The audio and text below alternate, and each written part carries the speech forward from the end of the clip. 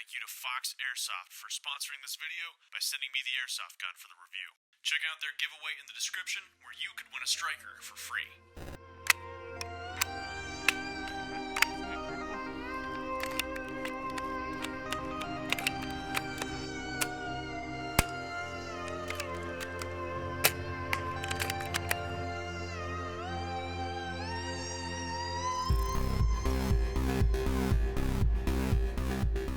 The Amoeba Striker is an awesome-looking airsoft sniper rifle manufactured by Ares and distributed in the US by Elite Force. The Striker is a modular sniper platform that's made to be customized right out of the box. Everything on this airsoft replica, from muzzle brake to stock, can be customized to fit your personal preference and playstyle. Ares has released a ton of compatible upgrade parts for this, and a fair bit of third-party companies have released their own part kits. This replica makes use of an open bolt and properly positioned magazine to enhance a sense of realism when operating it. That's not to mention, it's very pleasing to the eye.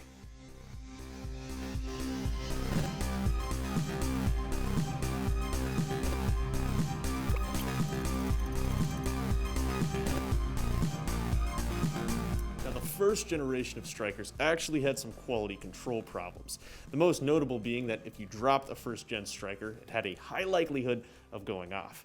Now that's obviously a big safety concern. Now that these guns are handled stateside by Elite Force, they're drop tested before they ship, and these Gen 2s have since been adjusted to fix that problem. This is a second generation Striker sent to me by Fox Airsoft. If you're interested in getting your own Striker, check out their links in the description below. Now, there is a lot of variability when it comes to this line of rifles. The Striker comes in 4 different colors and 3 different length profiles. Now this is the full-length rifle version in gray, but there's also a short barrel version as well as a stockless pistol version. So if you ever wanted to use a sawed-off bolt-action sniper rifle as your secondary, that is an option that's available to you. Yes, variability and customization is a key part of this airsoft platform. That's what initially piqued my interest about them. Not to mention, I got zapped by a fair number of snipers at my local field who were using these, so I figured it was time to get my hands on one. There are a lot of people that are more knowledgeable than I am who have tuned this thing to perfection. I have a ton of links on a document for you in the description so that you can customize your Striker the way you want it. Now, we're mainly just going to have fun with this stock one today, and we're going to see if it's something that you want to add to your airsoft arsenal. All right, let's look at some features. All right, from tail to tip, you've got your big orange nose. That is removable. Underneath there are 23mm positive threads. That's for attaching the plethora of muzzle brakes and suppressors that have been released for this. This being the full-length rifle, a nice long aluminum barrel with some aesthetic fluting. Your barrel is seated in this plastic handguard. There's no wobble or shake there, which I always appreciate. The bottom strap of this has a hand stop here toward the back and a mount for a sling or a hairstyle bipod like I have right here, one of these guys. The bottom strap on this is removable. You can switch that out and customize it however you'd like. Moving back to our receiver, this is actually a really nice receiver. It's all milled out of the same piece of metal. Up top, you have your optic mount. If you look at the way that it's partitioned, this is really intended for a magnified optic. You know, you'd put your scope mount here, seat your scope into it, and you'd be on your way. But I do think you could fit a red dot style optic on here if you so desired.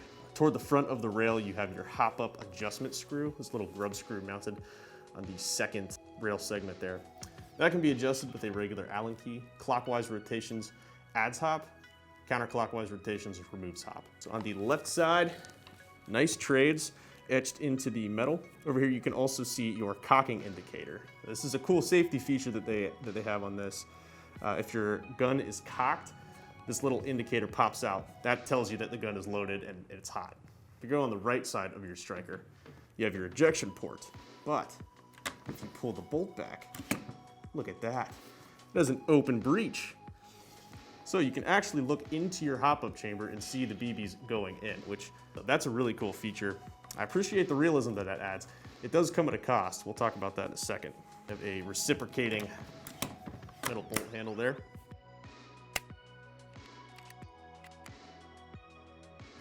Thumb safety, nothing to write home about. Back is safe, forward is fire. It's a little bit squishy.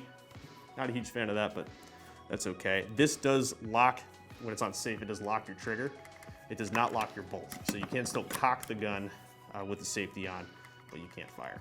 So another cool feature that the Striker has is this magazine. This magazine is listed on several different sites as having anywhere from 55 to 30 rounds. What I was able to fit in this was 35 rounds. In this scene, we see that Reach has never loaded a magazine in his entire life. Go in there! Ah! For as big as this magazine is, I'm surprised that you can't fit more in there. But it's like a mid cap. There's basically just a tube that goes through there, and there's a spring that pushes your BBs in. It's a lot cooler than a VSR-10 magazine, and if you look at this, ah man, the magazines might be my favorite part of this gun. They put a lot of work into making these look cool. And it's so beefy. Like when you put it in here, just listen to the sound.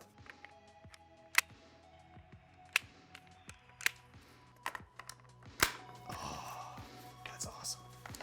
It's just got that nice click-clack sound. I love that. You've got two options for ejecting the magazine. You have a regular thumb latch that can be depressed with your thumb. Because these magazines are so large, it is kind of, I have pretty big hands. It's awkward to get a grip on there, but it can be done. What I prefer is that there is this ambidextrous latch here that can be triggered with your index finger, and that is a lot more comfortable. I like that. That's an easy detail that they could have removed. It would have been easier to manufacture, but that adds a little bit of user agency. I'm always a big fan of that. Another thing you'll notice about these is that they're freaking huge.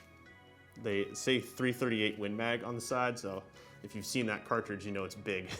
If you want to carry multiples, you'll have to either have a miscellaneous pouch or you'll have to find some custom ones that are out there.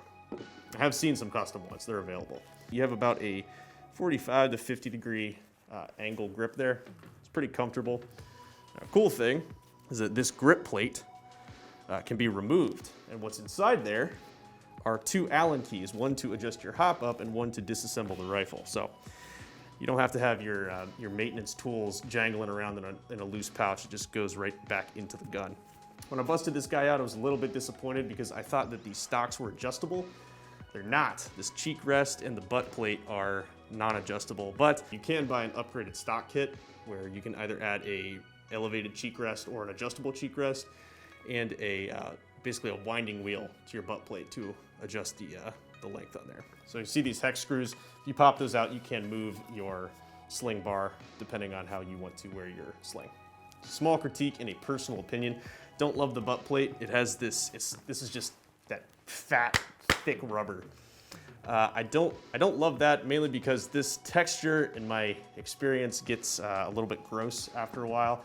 I typically like to keep the textures on my gun to either metal or plastic. I don't really love rubber, so. We'll get to usability in a second, but initially, it's got great weight. It's pretty light, but it doesn't feel chintzy. Reasonable mobility. This is a full-length rifle, but you can shoulder it, aim it really well, especially when you have an optic on there. It's unobtrusive. I mean, I cannot speak enough to the way this gun looks. It just looks powerful, especially with that big, beefy magazine. Yeah, just that's good. It's good. That bolt pull is pretty short because of the shorter cylinders, but yes, it's very comfortable, very cool looking. And I will say, the way that an airsoft gun looks and feels is important. Depending on the kind of player that you are, it's more important or less important. But you want to feel like you're using something cool when you're on the field, and this definitely delivers on that front. The Striker uses VSR-10 inner barrels, VSR-10 buckings, a proprietary hop-up unit, and AEG springs. So, there's a lot of variability in this, but there's a wealth of upgrade parts available for this platform. The two big features that set the Striker apart are its proper magazine placement and its open bolt design. This is not a feature that you typically find on airsoft sniper rifles, and it adds to the realism of this replica, but it comes at a cost. In order to have an open breech, the cylinder has to be a lot shorter than your typical spring airsoft rifle. A smaller cylinder means less air volume. So if you're doing a high FPS, long range build with like a 550 millimeter barrel, you may struggle with FPS consistency. From what I've read, high quality tight bore barrels can help with this, but it is a noted technical issue that you may encounter. Check out the links if you're looking into building one of these. Some people have found solutions.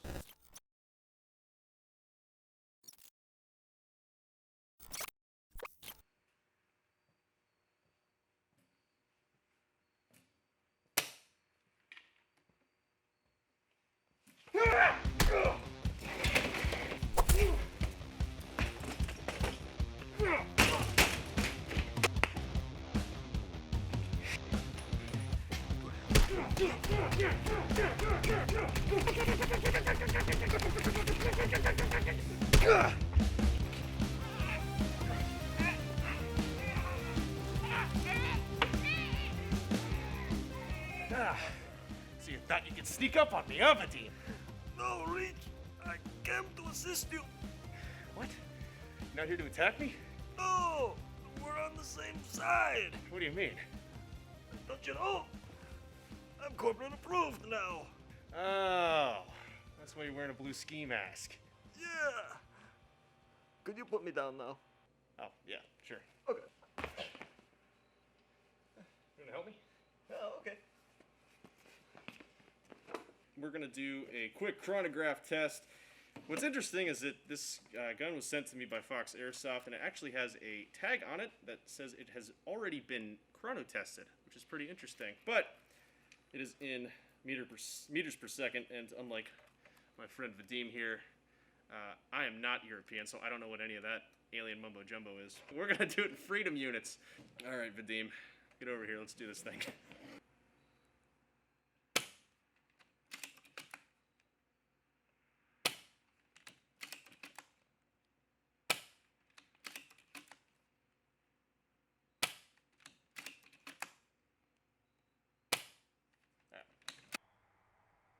Pretty consistent.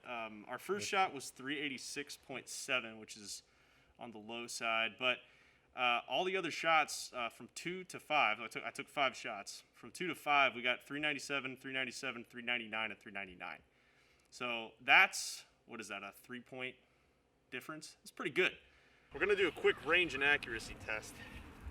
I say this pretty much every time, but I like to use practical targets, stuff that's representative of the targets that you're gonna have open to you on the field.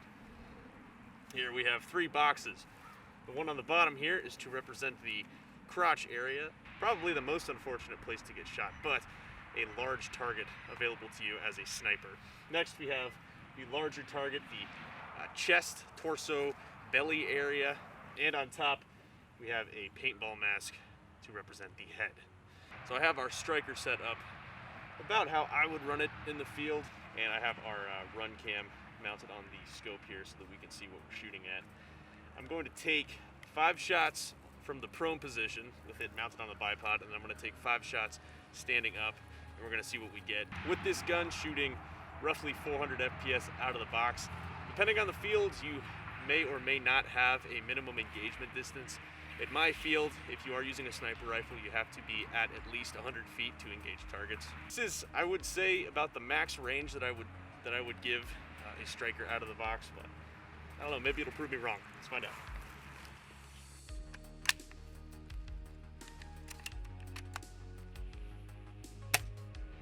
Oh yeah, we're way right. I'm gonna adjust a little bit here to the left, so we have a little bit of a breeze here. That's a hit.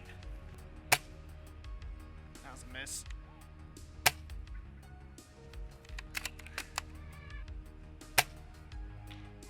There's a hit. Miss. There's a hit. So we moved over here where the wind is going to be more pronounced, but it's coming from behind me. Hopefully this helps with the deviation a bit. Let's give it a shot. Hit on the chest section. Hit on the crotch section. Hit on the crotch section.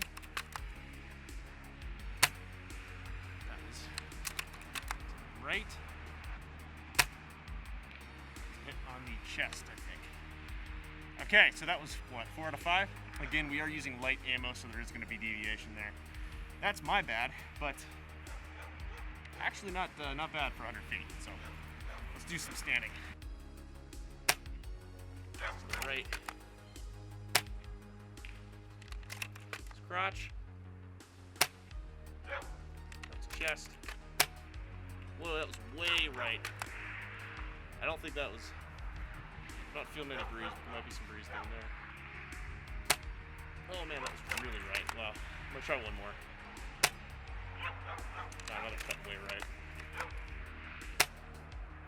Yeah, okay. So that one went straight. The point that I've kind of made before with spring airsoft sniper rifles, you can't expect these to be long-range monsters right out of the box. That's just not what they're built for. You really got to do all of that custom work yourself. Let's just have some fun with this thing. Now we're at about 50 feet. We're just gonna see if we can hit it. Oh yeah.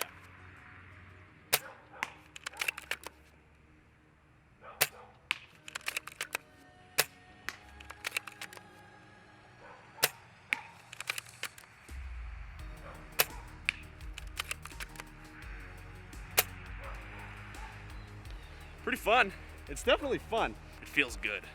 You know, about the bolt operation, the feel of it in your hands, you know, it definitely is presented very well. You can tell that somebody took a lot of time to make this a fun gun to use.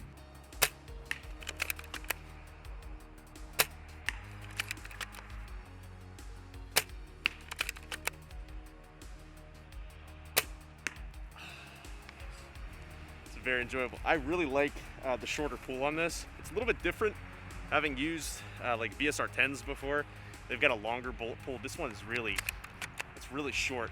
It feels a little more tactical though. Like you can really cycle those off pretty quick. Final thoughts on the operation of this. It's not bad. It's not amazing. That's pretty much what I expected. Obviously, I am taking into account we are not using optimal ammo in this, so with this hop-up having been tuned for this ammo specifically, range is average, accuracy pretty average.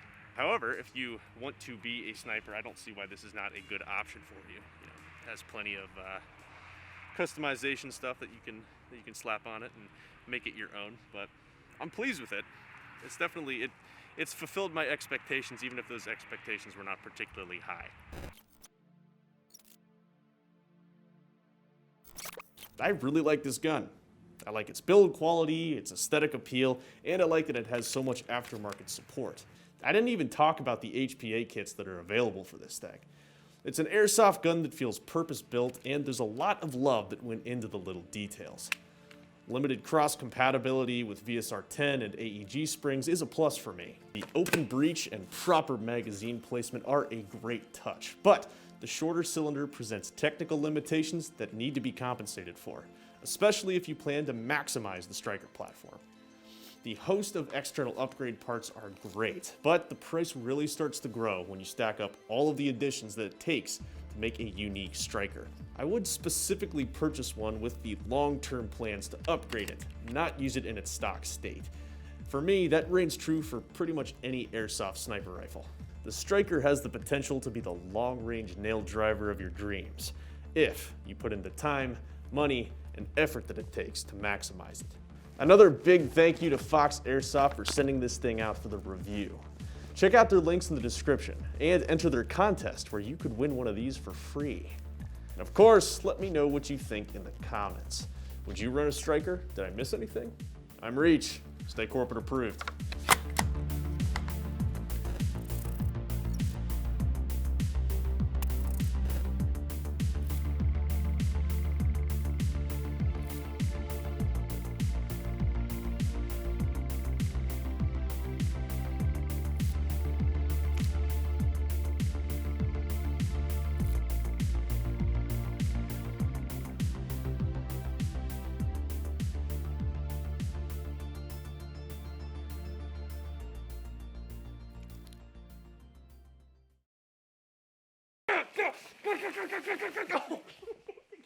Are you okay? All right, let's try again.